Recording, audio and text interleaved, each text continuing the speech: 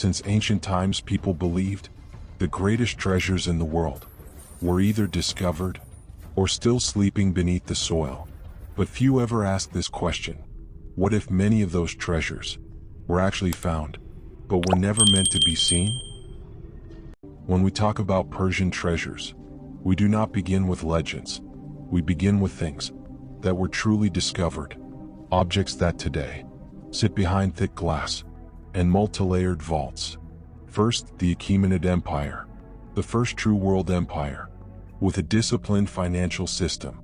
Gold coins known as darics, bearing the image of the Persian king and his iconic bow. Each of these coins today sells at European and American auctions for $5,000 to $15,000. Hundreds of darics are preserved in institutions like the British Museum, the Louvre, and the Metropolitan Museum.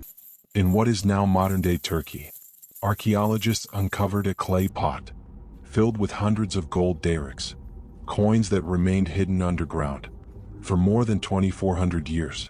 Not inside a palace, not inside a royal treasury, as if someone, in a moment of panic, buried their gold and never returned.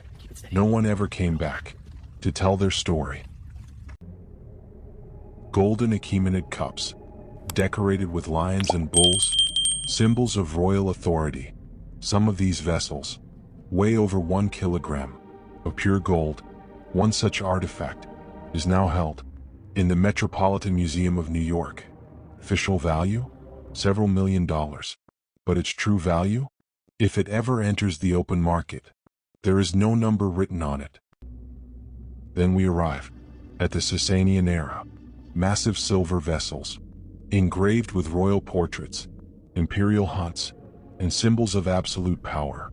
At Christie's auction house in London, some of these pieces have sold for $300,000 to $2 million, but only the ones that were allowed to be sold. Many Sasanian treasures were never registered, never documented, and vanished directly into the shadow. This is where the story changes its tone. We are no longer dealing with museums. We are dealing with the black market, a place where treasures are never meant to be seen. Most people believe every discovered artifact eventually ends up in a museum. The reality is, a large portion of Middle Eastern treasures never make it that far. A simple discovery, a metal detector, a late-night phone call, a middleman, then the border, then a warehouse. Dubai, Geneva, Istanbul, the south of France. That's where the real transaction begins. Everyone knows the famous auction houses, Christie's, Sotheby's, but these are only the elegant storefronts. Behind the scenes, there are auctions with no names, no websites, no advertisements, a few selected buyers, false identities, phones left outside the room.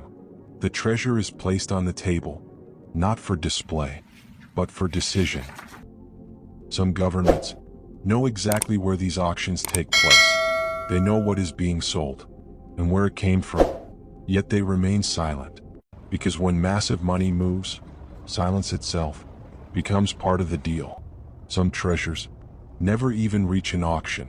They go directly into private vaults, Swiss villas, and safes, worth more than entire museums. If so many treasures have already been found, sold, and vanished, what about the ones that still haven't? Are some wars really not just about oil?